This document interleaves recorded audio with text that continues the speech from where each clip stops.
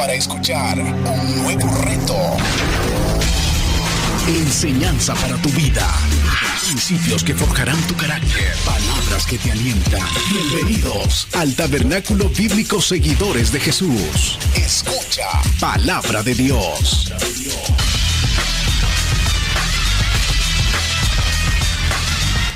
Qué gusto estar aquí reunidos junto a ustedes. Nos sentimos como en familia, como decía mi hermano Luis. Es un privilegio, gracias a Pastor Tony, Pastor Luis, sus esposas, cada uno de los hermanos, cada uno de ustedes como siervos, como personas que forman parte de esta congregación, esta hermosa congregación. Nos sentimos honrados de estar junto a ustedes. Gracias también por la confianza, por la invitación y por el gozo que nos da el estar aquí junto a todos ustedes. Mis hermanos, como siempre, nos sentimos, como decía mi querido hermano Pastor Luis, honrados, pero a la misma vez es una responsabilidad que asumimos y que sabemos que lo llevamos a cabo solamente por la gracia del Señor. Vamos a orar para que el Señor nos guíe, desde su santa gracia para poder comunicar este mensaje. Padre, Señor, digno de toda alabanza, de toda honra, de todo honor, Señor, de toda gloria. Aquí estamos tus hijos, Señor. Aquí estamos quizás personas que nos visitan por primera vez y es un momento apropiado por el cual estar agradecidos. Señor, en esta tarde en que abrimos tu escritura, Padre, que tu poder, ese poder tuyo que transforma vidas, sea obrando en cada uno de nosotros y en aquellos que aún no han entregado su vida a ti. Señor, gracias por esta hermosa iglesia, Señor, en la cual nos sentimos privilegiados de estar aquí compartiendo este 16 aniversario que por tu gracia, Señor, por ti, por medio de ti y para ti, ha seguido funcionando, trayendo gloria solamente a tu nombre. Señor, que las palabras que salen de mi boca, los pensamientos de mi corazón sean agradables a ti, Señor mío y Dios mío. Es en el nombre de Jesús que oramos. Amén y amén. Amén. Estamos aquí. Pueden tomar su asiento, por favor. Estamos aquí, los hermanos. Venimos desde Nueva York. Está el pastor Luis Contreras, que viene desde el Bronx con su esposa, sus hijas. Está mi hermano también, donde está el pastor Noel Chávez, que está con su esposa también, sus hijas, su niña, su niño. Y nos sentimos contentos de poder ser parte de esta celebración. Imagínense ustedes que están en un edificio en llamas. Suenan las alarmas, un sonido aturdidor. Empiezan los sprinklers, que esparcen el agua cuando hay incendio. Y usted no sabe qué está pasando. Se siente aturdido por el ruido, se siente mojado, se siente fastidiado. Y se está preguntando, ¿qué está sucediendo? En un momento determinado entran los bomberos con una máscara de oxígeno, con cascos, con un hacha en la mano, desbaratando puertas. Y lo toman por la mano, lo sacan rápidamente a la calle. Usted todavía no sabe qué está pasando. Usted le da las gracias a los bomberos. Gracias, señor bombero, porque me acaba de salvar mis oídos. Estaba aturdido ya y mira cómo estoy mojado, me libró de una gripa. Muchas gracias. Si esa persona está agradeciendo en ese momento por eso que le han hecho, toda su gratitud estaría siendo manifiesto que no entendió el rescate que ha tenido. No se dio cuenta de lo que estaba sucediendo. Y para apreciar plenamente el rescate es necesario comprender realmente el peligro. Esta persona no sabía que acaba de ser salvo de una muerte ardiendo en las llamas. Él no lo sabía. Él simplemente se creyó que había sido rescatado de ese ruido y porque estaba mojado y fue rescatado de una muerte ardiente. Definitivamente eso, de una manera triste, es lo que sucede con la obra del Señor Jesucristo. La gente no aprecia la obra del Señor Jesucristo porque no sabe cuál es el peligro. Y el peligro realmente es la ira de Dios. Que todo el mundo está bajo la ira de Dios. Todo ser humano, todo pecador está bajo la total y justa ira de Dios. Como hemos visto, en este capítulo que se me ha asignado, el capítulo número 3, hablando también de este maravilloso evangelio, el apóstol Pablo ha hecho su argumento. Él ha presentado desde el capítulo 1 y 2, demostrando que los seres humanos son totalmente depravados, como explicaba el pastor Luis Contreras, están totalmente alejados de Dios, rechazan y cambian la gloria de Dios, están bajo la justa ira de Dios, como dice Romanos 1:18. La ira de Dios se revela desde el cielo contra toda impiedad e injusticia de los hombres que detienen con injusticia la verdad. Vemos también que Romanos 2:5 dice: por tu dureza de corazón no arrepentido atesoras para ti mismo ira para el día de la ira y de la revelación del justo juicio de Dios. Puedes intentar darle un giro que tú quieras para suavizar lo que esto significa. Puedes acomodar palabras diferentes, pero la realidad es que en Romanos 3:5 dice: y si nuestra injusticia hace resaltar la justicia de Dios, ¿qué diremos? ¿Será injusto Dios que da castigo? O sea que vemos a un Dios airado, un Dios que castiga. La justicia de Dios y su santidad exigen que Él responda con juicio contra quienes lo desafían, contra aquellos que están en su contra aquellos pecadores, con aquellos que cambian la gloria de Él. Entonces, para entrar en el tema, quisiera leer este pasaje que, de hecho, lo acabaron de leer los hermanos, que está en el libro de Romanos, capítulo 3, y vamos a leer el versículo 21 al 26. Libro de Romanos, capítulo 3, versículo 21 al 26. Y la palabra del Señor dice: pero ahora, aparte de la ley, se ha manifestado la justicia de Dios, testificada por la ley y por los profetas. La justicia de Dios por medio de la fe en Jesucristo, para todos los que creen en Él, porque no hay diferencia.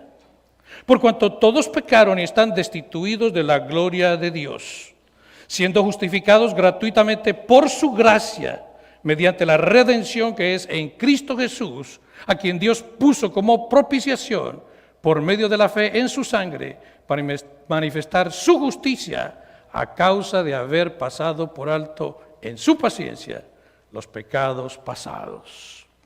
Palabra de Dios.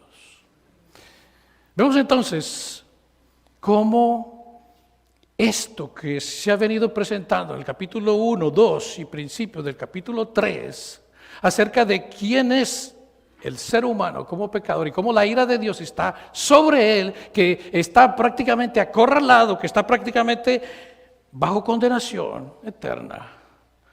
La palabra del Señor dice: pero ahora. Y como decía Martin Lloyd Jones, gracias a Dios por estos pero, que después de una ira justa de Dios, una condenación directa, un envío directamente al infierno, dice la Escritura: pero ahora, aparte de la ley, se ha manifestado la justicia de Dios testificada por la ley y los profetas. Llegamos a este pasaje de capítulo 3, versículo 21 al 26, a lo que Martín Lutero llama el punto principal, el lugar central de la epístola y de toda la Biblia.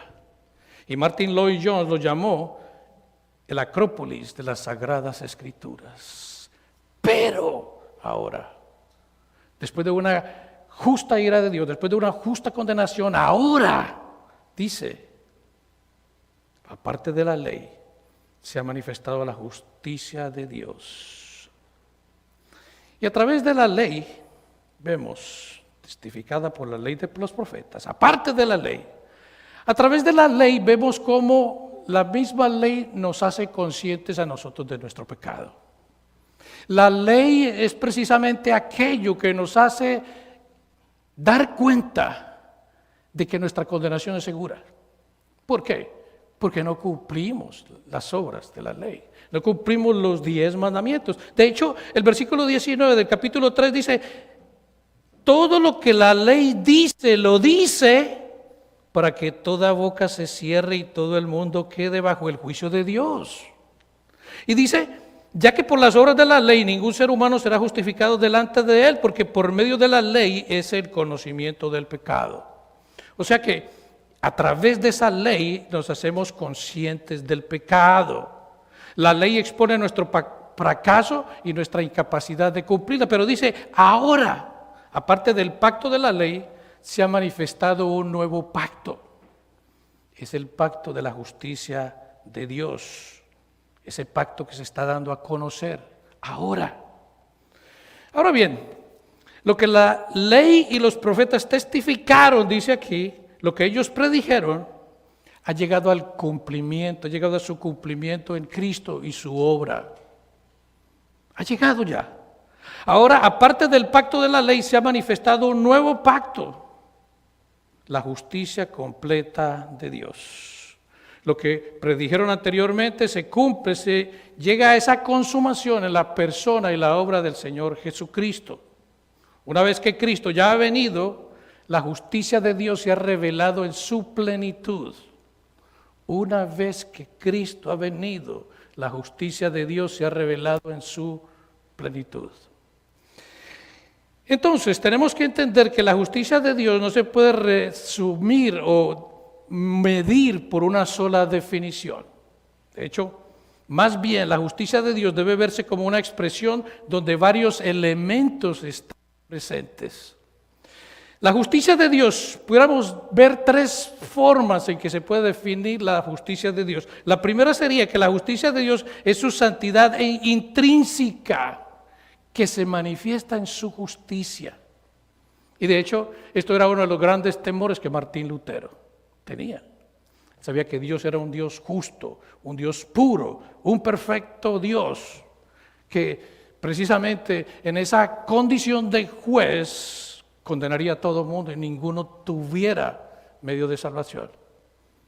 Esta es la primera, su santidad intrínseca que se manifiesta en su justicia. La segunda es la justicia de Dios en una referencia a la obra salvadora de Dios. Cuando hablamos de justicia, hablamos también de salvación, la obra salvadora de Dios. Y la tercera que pudiéramos llamar es la justicia de Dios, que es el don de la justicia que proviene de Dios, esa justicia que es dada, que es regalada. Y Dios nos declara justos por un don que se nos entrega. Así que la justicia de Dios no es solo algo por lo que se nos juzga, sino también algo que se nos da. A veces en algunos contextos pueden enfatizar un elemento sobre otro en un momento dado. Pero el versículo dice, pero ahora se ha manifestado la justicia de Dios. Y aquí está la gran parte, versículo 22. La justicia de Dios por la fe en Jesucristo para todos los que creen en Él. La justicia de Dios para todos los que creen en Él. Y si hay un versículo en la Biblia que puede darte esperanza, aquí mismo, es la justicia de Dios para aquellos quienes tienen fe. La justicia de Dios para aquellos que creen en Jesucristo. La justicia de Dios para aquellos que han abrazado a Jesús. Y note que no es una fe cualquiera. No es creer cualquier cosa. No es creer una historia que no tiene fundamento. Estamos hablando de una fe en alguien que es real, alguien que vivió en tiempo y lugar, que llevó una obra y que fue visible para muchas personas. Ese es nuestro Señor Jesucristo. Sí. Solo hay un tipo de fe válida, solo hay un tipo de fe que salva, solo hay un tipo de fe que obtiene esa justicia gratuitamente, y es la fe en Jesucristo, el unigénito de Dios. El unigénito de Dios.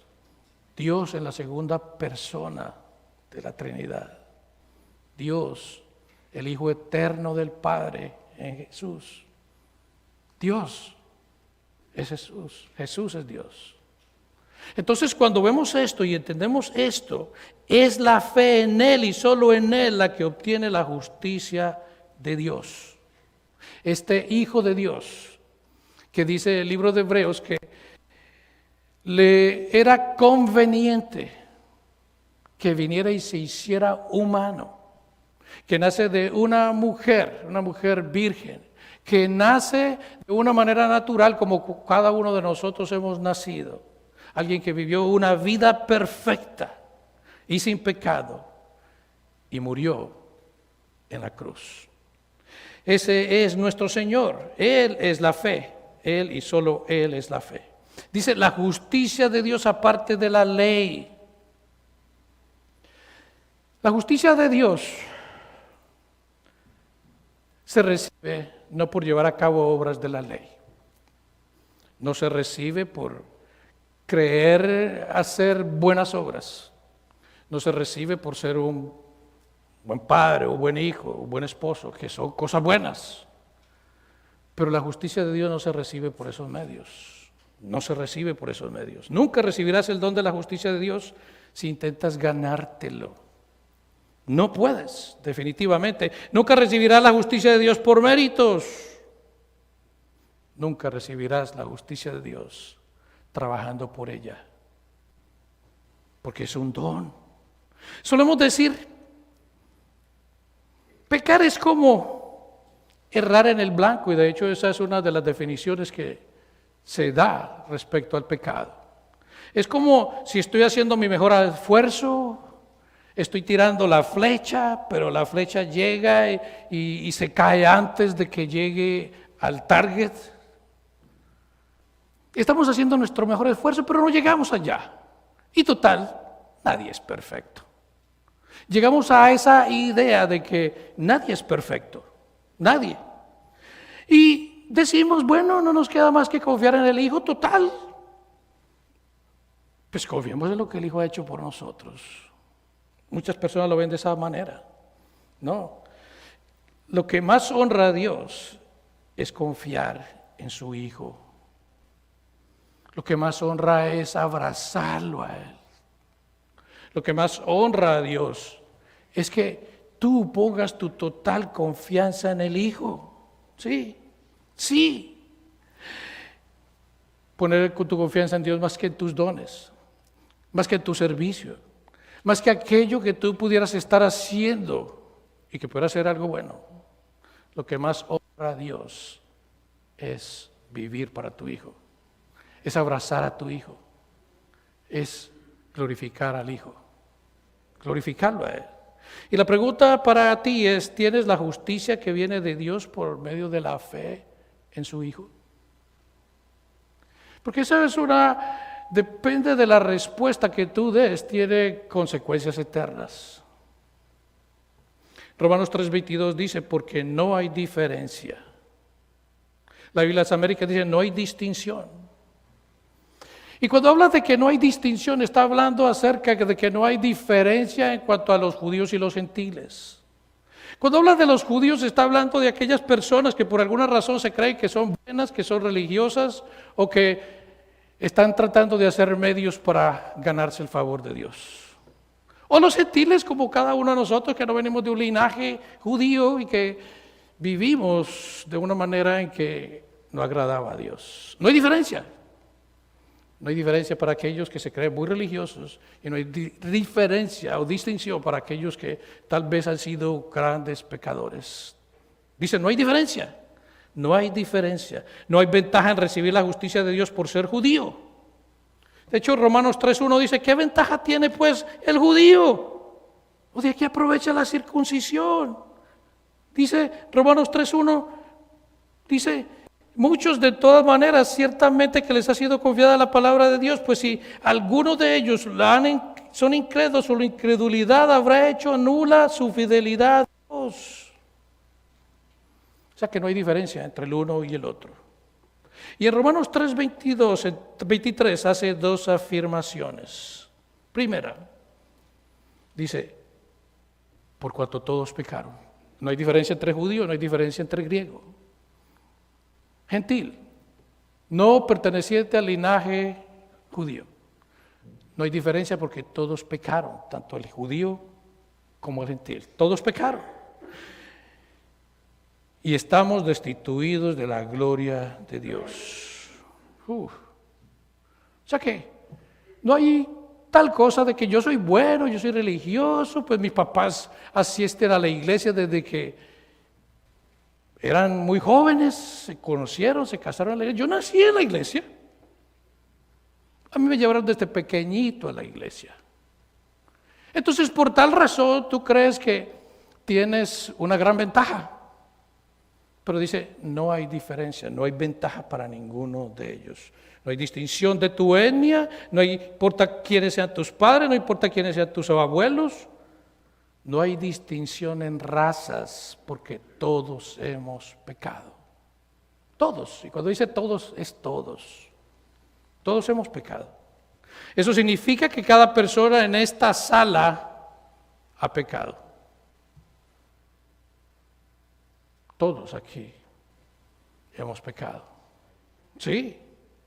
Puede que no te parezca una afirmación profunda, pero a menos que realmente lo creas, a menos que realmente lo aceptes, nunca tendrás salvación. Definitivamente. La Biblia hace una declaración, hace una acusación y dice que todos hemos pecado. Todos hemos pecado. Romanos 3:23 dice que todos hemos pecado y esto es un resumen de lo que se ha estado argumentando en el libro de Romanos, desde el capítulo 1, versículo 18 hasta el capítulo 3, versículo 20. Es un resumen. De hecho, esto afirma lo que dice el versículo 10 al 12 de Romanos 3. No hay justo ni aun uno, no hay quien entienda, no hay quien busque a Dios, no hay quien haga lo bueno. No hay ni siquiera uno. No hay ni siquiera uno. Nadie. Bueno, pudieras decir, conozco gente buena, conozco gente que hace cosas buenas. Conozco personas que sí, que tienen buenos detalles. Pero ¿qué hay detrás de esos buenos detalles o cosas buenas que una persona hace? Renombre, satisfacción propia, satisfacer su ego, pretender estar bien con Dios. La Biblia dice, todos pecaron. Todos pecaron. Y la segunda afirmación es que todos estamos destituidos de la gloria de Dios.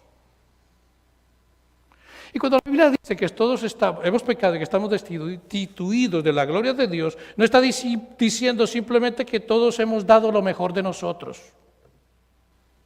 No está diciendo que hemos hecho mucho, pero la verdad nos hemos quedado cortos.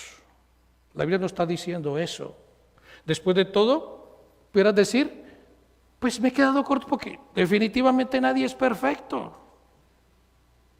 Y sería correcto pues que Dios compense esa falta. Eso no es el punto en absoluto.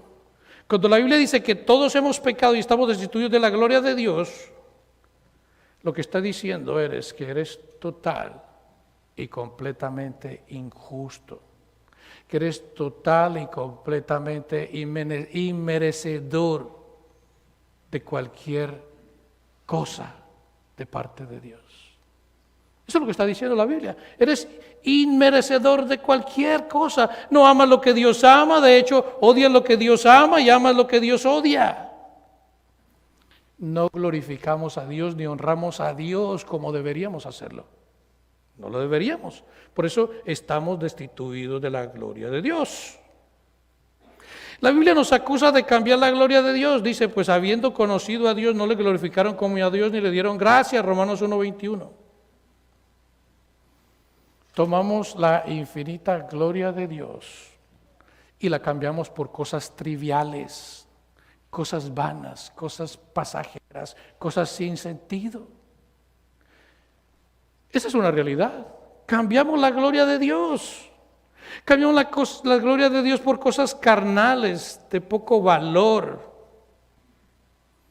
Y no reflejamos aquello para lo cual hemos sido creados, para investir la gloria de Dios. No lo hacemos. Cambiamos la gloria de Dios por placeres absurdos, triviales y carnales. Dice Romanos 1:23, cambiado la gloria de Dios incorruptible por la gloria de lo incorruptible. Sí. Y si la realidad es que nosotros debemos glorificar a Dios, ¿qué hacemos nosotros?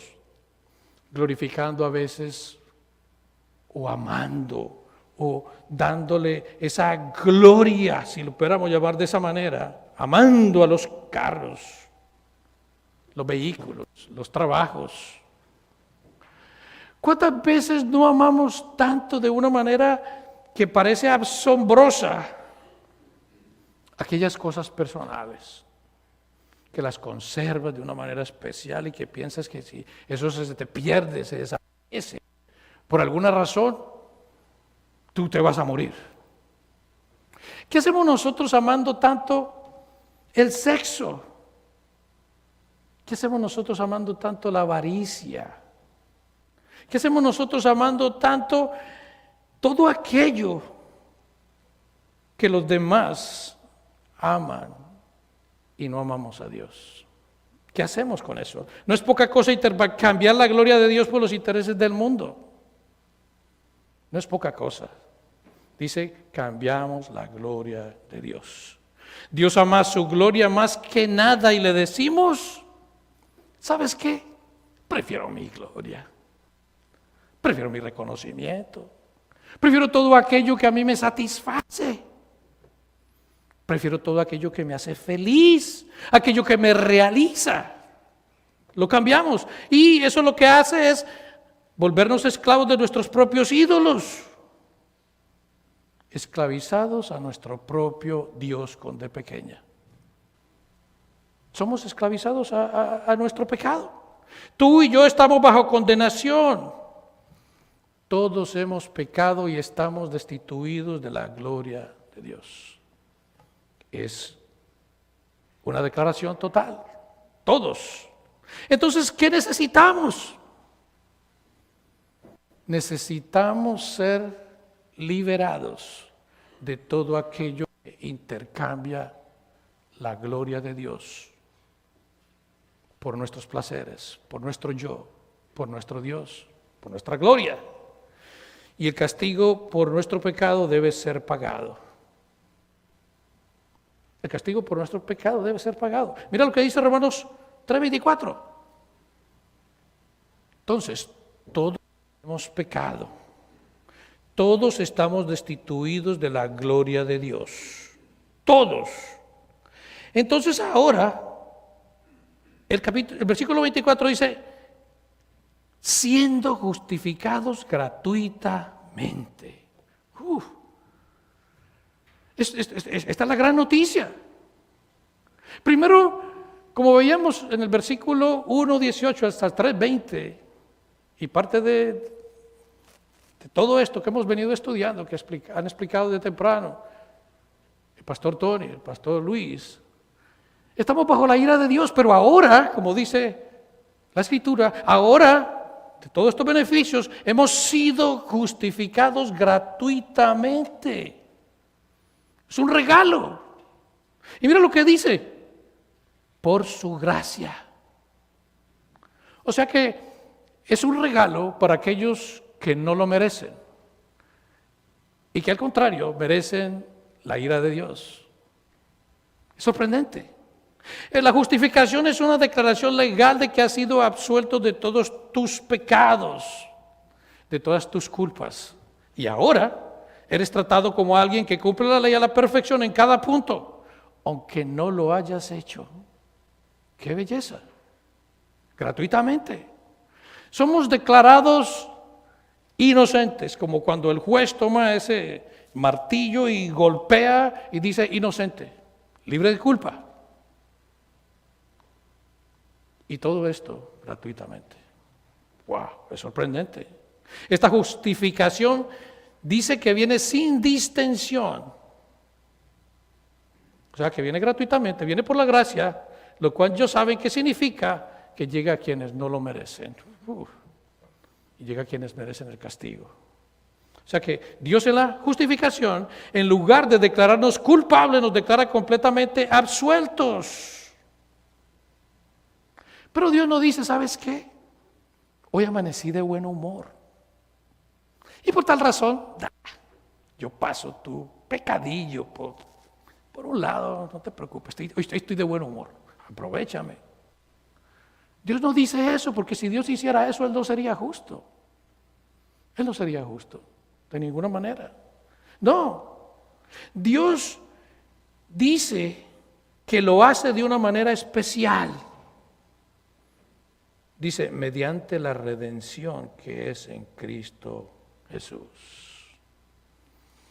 O sea que ese regalo de la justificación que nos declara completamente inocentes, libres de culpa, tiene un valor. Dice, mediante la redención que es en Cristo Jesús. Y esta palabra redención se utiliza en algo que significa el pagar el precio por un rescate. Anteriormente era pagar el precio por un esclavo. Esa es la palabra redención. Jesús pagó el precio del rescate de nuestra esclavitud al pecado. Él nos redimió. Jesús pagó ese precio de muerte, porque la paga del pecado es muerte. Jesús paga ese precio. Sí. La redención que nos llega gratuitamente y sin costo, sí le costó la vida al Hijo de Dios. Eso que nos llega a nosotros de una manera gratuita, que no tenemos que trabajar por ella y que no nos podemos ganar, sí tuvo un precio, y un precio muy alto: la vida del Señor Jesucristo. Sí. El castigo por nuestra redención, el castigo por nuestro pecado, el castigo por nuestra traición, tenía que pagarse. Eso tenía un precio, y fue la vida del Señor Jesucristo. Así es, así es. Dios no podía simplemente pasar debajo de la alfombra tu pecado, porque eso iría en contra de su justicia. Dios no puede hacerlo, no lo puede hacer. Cristo pagó el precio del rescate por nuestro pecado, que se convierte en la base de nuestra justificación.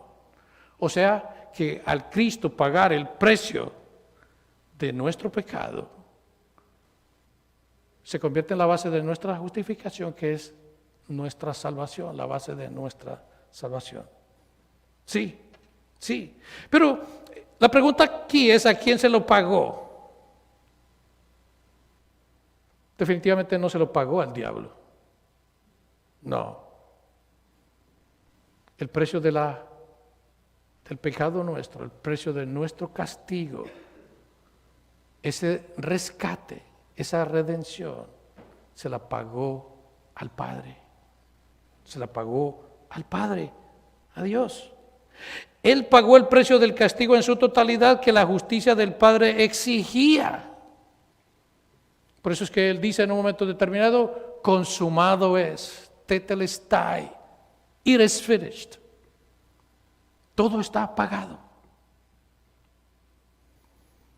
Dios concede libremente la justificación, libre de culpa, mediante el precio de la redención pagado a través de su Hijo perfecto.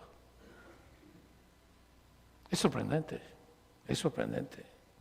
Pero desde la perspectiva bíblica hay otro problema fundamental que parece abordar este asunto. ¿Cómo puede ser Dios justo? ¿Cómo puede Dios ser recto y aún así declarar justo al culpable? Esa es una de las preguntas que siempre nos hacemos. versículo 25. A quien Dios puso como propiciación por medio de la fe en su sangre para manifestar su justicia. Dios puso como propiciación por medio de la fe en su sangre. Esta palabra sangre significa en su muerte para manifestar su justicia. Esta palabra propiciación es otra palabra técnica, que ese prefijo pro significa por y se relaciona con el objeto de la expiación.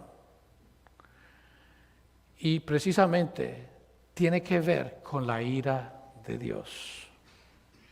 En definitivas, lo que esta propiciación se lleva a cabo es para satisfacer la ira de Dios, para acallar la ira de Dios. O sea que la idea de poner que dice aquí se refiere a la exposición pública de la muerte de Cristo. La exposición pública, no escondido en un salón de una corte. Se refiere a la exposición donde todo ojo ha visto, donde toda una ciudad tuvo la experiencia. Esto quiere decir que esta especie de este trato de poner públicamente se refiere a que Jesús fue ejecutado a la vista del público, fue ejecutado ante la vista de todos, fue ejecutado en vergüenza, humillación y despojado de todo. Jesús fue puesto como propiciación, como ese sacrificio para apaciguar la ira de Dios, totalmente desnudo. ¿Usted se puede imaginar eso? Las imágenes que nosotros vemos con ese manto cubriéndole sus partes íntimas, eso solamente es algo que se presenta por respeto. Pero Jesús fue exhibido, crucificado, desnudo. Usted se puede imaginar el Hijo de Dios, el santo, el puro, el perfecto, exhibido de esa manera públicamente a los ojos de todo el mundo, ante la vergüenza de todos. Eso es increíble. Jesús fue ejecutado públicamente. Pero, ¿quiere saber quién lo hizo? ¿Quién realmente presenta a Cristo como propiciación? Pero puedes decir, fueron esos corruptos del Sanedrín. No, fue Poncio Pilato. No, fue el sumo sacerdote Caifás. Fueron esos soldados romanos. Bueno, todas estas personas tuvieron parte en ello. Su maldad, su naturaleza pecaminosa los condujo a eso. Pero en realidad, ¿sabes quién exhibió públicamente y puso como propiciación a Jesús? El mismo Padre. Dios Padre puso como propiciación a su Hijo. Dice, a quien Dios puso como propiciación.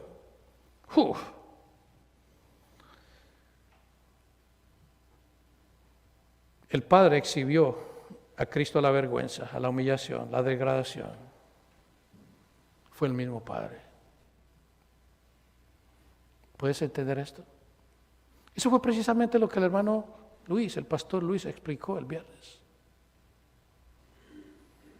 Isaías 53:10, con todo eso, Jehová quiso quebrantarlo, sujetándolo a padecimiento. O sea que la cruz es la exposición de cuánto Dios odia y desprecia el pecado y la maldad. La cruz es la exposición de cuánto Dios odia el pecado y la maldad. Jesús en esa cruz se convierte en el objeto mismo de la ira de Dios al presentarse como el sustituto del pecador. En esa cruz, Él está asumiendo el pecado de los suyos. En esa cruz está asumiendo el pecado de aquellos que han de confiar en Él. Aquellos que han de poner su fe en su sangre, en su muerte. Aquellos por los que dice el libro de Hebreos era necesario que se hiciera como cada uno de nosotros para llevar a muchos hijos a la gloria, Hebreos capítulo 2. Aquellos que habrán de creer en Él. Era necesario que Jesús se hiciera humano para que en lugar del pecador muriera. Dios, la segunda persona de la Trinidad, moriría. No el Dios, el Jesús Dios, sino el Jesús humano. Es por eso que tenía que hacerse humano, porque Dios no puede morir. Entonces Dios tiene que hacerse hombre.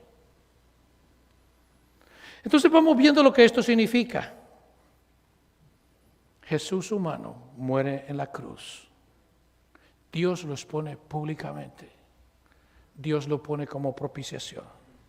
Y la hora del juicio llega a su totalidad. La oscuridad cubre la faz de la tierra. La Biblia dice que desde el mediodía hasta las 3 de la tarde hubo una completa oscuridad. No fue un eclipse. No fue un eclipse. Fue que en el Calvario, en esas 3 horas, se hizo manifiesta la justa ira de Dios. La justa ira de Dios no sobre aquellos malvados que obraron en contra de Jesús, sino contra su propio Hijo, porque el Hijo estaba llevando en sí el pecado de la humanidad. Tal propiciación por nuestros pecados, Jesús, al llevarla a cabo, experimentó el infierno. En esa propiciación Jesús experimentó el infierno que cada uno de nosotros merecemos. Dios derrama su ira y juicio sobre su Hijo en nuestro lugar. En esa comunión que el Padre y el Hijo habían sostenido siempre, sucede algo diferente. El Padre se aparta del Hijo, porque en ese momento Jesús está llevando el pecado de la humanidad. Y es por eso que en ese momento Jesús dice: Dios mío, ¿por qué me has desamparado? Toda persona que viene a este mundo merece una cosa de Dios. Y no es el despliegue de una alfombra roja cuando se está saliendo del hospital. No es una bienvenida calurosa. No. Lo que merecemos todos de una manera universal, sin importar quiénes seamos, e incluso lo que hayamos hecho, es la ira de Dios. Todos merecemos la ira de Dios. Entonces, cuando venimos y vemos Romanos 3:25, que dice que Dios puso a su Hijo públicamente como propiciación, necesitas entender claramente que todos como pecadores merecemos la ira de Dios. Todos la merecemos. Y si eres honesto contigo mismo, cuando tú estás acostado, cuando pones tu almohada sobre tu cabeza, o pones tu cabeza sobre tu almohada, a punto de quedarte dormido por la noche y sabes que no has arrancado la maleza de tu pecado, sino que la has cultivado, fertilizado y regado, empiezas a darte cuenta que si Dios diera el último suspiro a ti, a tus pulmones, estarías como una persona totalmente impía ante Dios. Esa es la realidad. Sí. Ahora bien, Pablo dice que Dios presentó o puso a su Hijo como propiciación por medio de la fe en su sangre. Significa que el Señor Jesucristo apacigua la ira del Padre, aparta la ira del Padre y lo hace en su cuerpo, lo hace en su sangre, lo hace con su vida. Esa es la manera que Jesús o Dios mismo apacigua su propia ira. Es sorprendente, ¿no? Dios apacigua a sí mismo su ira.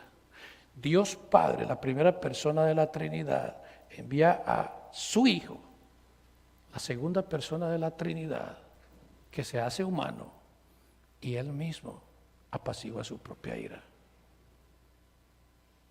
Eso es lo maravilloso del Evangelio. Eso es lo incomprensible. Eso es lo que para muchos es locura. Eso es para muchos algo que no tiene sentido. No tiene sentido. La propiciación de Cristo en su sangre o su muerte se recibe y se apropia por medio de la fe. Esa es la forma en que se recibe. Se apropia ese beneficio. Dice Romanos 3:25, la Nueva Versión Internacional dice: Dios lo ofreció como un sacrificio de expiación que se recibe por la fe en su sangre. Esa propiciación se recibe por la fe en su sangre, en su muerte. La versión estándar del inglés dice: a quien Dios puso como propiciación por medio de su sangre para ser recibido por la fe. Dice, por medio de la fe. No es fe más obras, no es fe más un santo, no es fe más una virgen, no es fe más méritos, no es fe más sacramentos, porque la justificación es solamente por fe, es solamente por Cristo, es solamente por gracia y es todo para la gloria de Dios. Pablo no ha terminado. Ahora se está centrando en cómo se resuelve finalmente este dilema. Dice, para manifestar su justicia a causa de haber pasado por alto en su paciencia, la Biblia de América dice en su tolerancia, los pecados pasados. Y ahora podrás decir, bueno, pareciera que Dios en el pasado fue blando. Pasó por alto los pecados pasados. Y miren que la mayoría de las veces, sí, Dios muestra paciencia.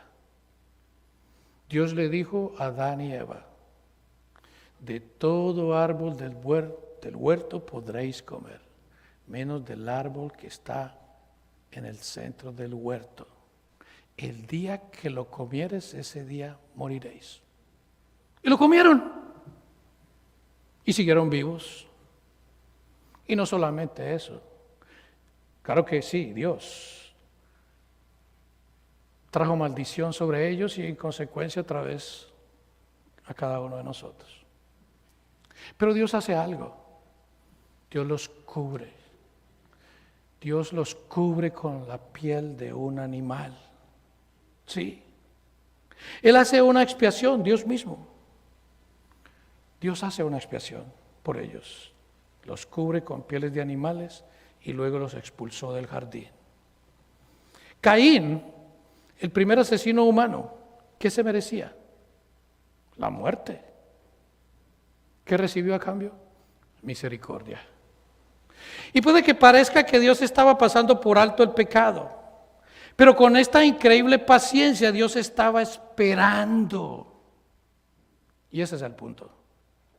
Dios estaba esperando. No significa que Dios haya pasado por alto el pecado en el pasado, sino que el pecado se ve en la cruz del Calvario. Dios destruye ese pecado en el Hijo, en la cruz. Dios lo destruye, sí. Y así en la cruz Dios demuestra que es justo, demuestra que se preocupa por su gloria y demuestra que no toma el pecado a la ligera. No. Todas estas personas recibieron la misericordia, esa misericordia que se recibe en Cristo. Eso es lo increíble de Dios. Personas que no lo merecen, como no lo merecemos ninguno de nosotros. Así es la verdad, esa es la realidad.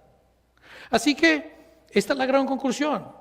Aquí está la solución a nuestro dilema. Lo que Dios estaba haciendo en la cruz mientras castigaba el pecado en su Hijo era demostrar o manifestar su justicia, condenando el pecado. Romanos 3:26 dice, con la mira, con el propósito, o sea, de manifestar en este tiempo su justicia, a fin de que Él sea el justo y el que justifica al que es de la fe en Jesús. O sea que la muerte de Cristo en la cruz fue una manifestación del carácter justo de Dios. La muerte de Jesús en la cruz es una manifestación del carácter justo de Dios. Pablo dice, manifestar en este tiempo. Podemos decir en el tiempo en que Pablo escribió la epístola, entre el año 55 y 57, cuando estaba en Grecia por esos 3 meses que estuvo allá, como lo relata el libro de los Hechos en el capítulo 20. Pero lo que está diciendo en esta realidad y para nosotros es que Dios se está mostrando como justo y justificador al que tiene la fe en Jesús. Y la cruz es el punto clave. Ese gran momento de la historia de la salvación. En la cruz la gloria de Dios se confirma. La ira de Dios se propicia, la justicia de Dios se satisface y a través de la cruz somos justificados solamente por la fe en Jesucristo. Solamente por la fe en Jesucristo. Todo lo que Jesús sufrió, lo que sufrió fue para la gloria de Dios. Por lo tanto, todo su dolor, toda su vergüenza, toda su humillación y deshonra sirvieron para magnificar el infinito valor de la gloria de Dios. Eso magnificó la gloria de Dios, el Padre. Y al mirar la cruz, no pienses en algo que te mueva la compasión. Ay, pobrecito Jesús, inocente y ahora crucificado. Más bien, la cruz es la gran exposición de Dios, de su justicia y de su compromiso de defender su gloria. Sí, esa es la realidad. Hay un comentarista británico que dice, la justicia de Dios permanece intacta en la cruz porque su justicia está satisfecha. Su gloria es sostenida por su Hijo y ahora a través de Él puede dar el don de la justicia a todo aquel que cree. Y así Dios es justo y es el dador de la justicia. Es una gran definición. La justicia es satisfecha en la cruz, se mantiene intacta y su gloria es sostenida. Por eso que Él entonces da esa justicia a todo aquel que cree. Y es justo y es el que justifica. Entonces, en conclusión, cuando el Señor Jesucristo fue clavado en esa tosca cruz,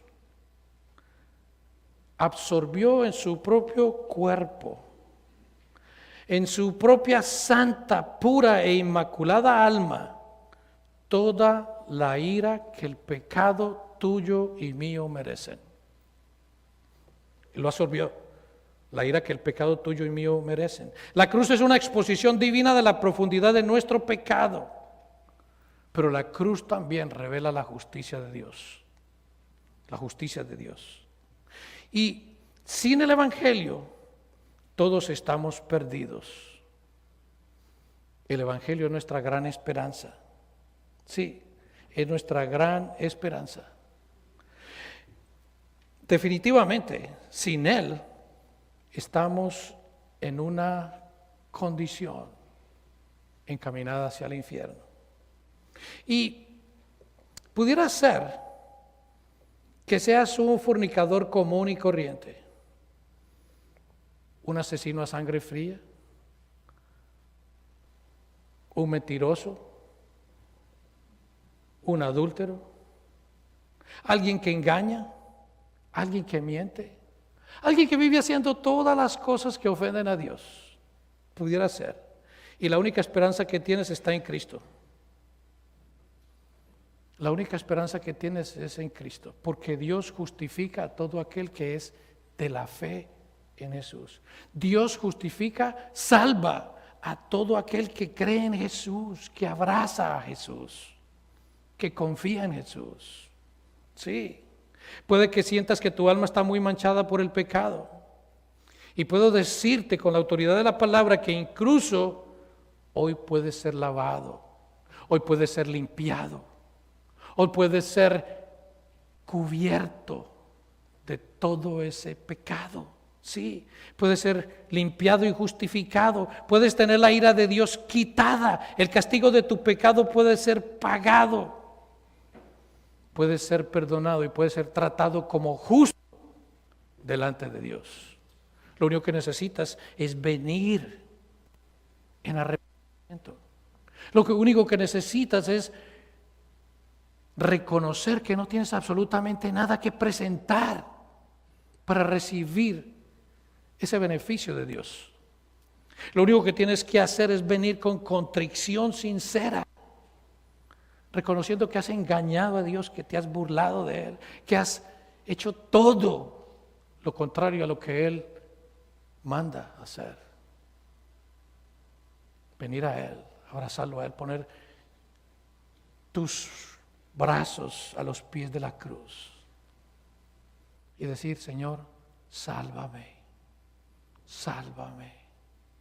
Cuando Pedro en un momento determinado decidió caminar sobre el agua y el Señor Jesús le dio esa capacidad, y Pedro en un momento determinado desvió la atención de él y se estaba ahogando, que dice: Señor, sálvame.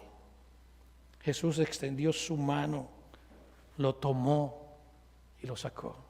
Esa expresión, Jesús, sálvame, es lo que cada uno de nosotros como pecadores debemos gritar.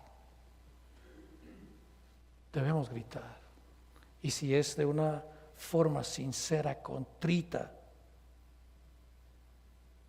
y de una manera honesta y total, recibirás esa mano que te saca de ese hoyo donde te encuentras. Todo lo que tienes que hacer es acercarte a Jesús con las manos abiertas y vacías. Dile a Jesús: sálvame, hazme nuevo. Cristo removió la ira que venía para ti y para mí. Él tomó en sí mismo la ira de Dios que tú y yo merecemos, y por medio de su sacrificio nos ha traído paz con Dios. Primera de Tesalonicenses 1:10 dice: y esperar de los cielos a su Hijo, al cual resucitó de los muertos, a Jesús, a quien nos libra de la ira venidera. Ya no tenemos temor por esa ira como creyentes. Ahora lo esperamos en su segunda venida. Ya Él nos liberó de esa ira. Cristo nos liberó de esa ira en la cruz. Así que, hermanos y hermanas, este es el Evangelio. Este es el poder de Dios para salvación. Este es el Evangelio de Dios. Este es el Evangelio que se necesita creer. Porque Dios le provocó, le plació, quiso salvar al creyente por la locura de la predicación. De la predicación, no de que puedes tener tu mejor vida ahora. No que eres un campeón, como decía mi hermano Luis. No que vas a tener lo mejor posible, no. Necesitas ese Salvador que te libra de la ira venidera. Sí, la predicación de la obra de Cristo y la liberación del castigo eterno, de esa ira de Dios que viene sobre todos aquellos que detienen con injusticia la verdad. Así que, mis hermanos, que el Señor nos guíe como creyentes a apreciar esta gran verdad, a agradecerla toda la vida y de la misma manera comunicarla a otros que están en ese camino de perdición y que, si no se arrepienten, estarán recibiendo castigo eterno. Bendito sea su nombre. Oramos. Señor y Padre eterno, el predicador ha terminado su mensaje. Ahora, Dios manda a todo ser humano en todo lugar que se arrepienta de sus pecados. Deje el impío su camino y el hombre mentiroso sus pensamientos y vuélvase a Jehová, el cual tendrá de él misericordia, el cual será amplio en perdonar. Cree en el Señor Jesucristo y serás salvo. Porque hay un solo Dios y un solo mediador entre Dios y los hombres, Jesucristo hombre. Amén.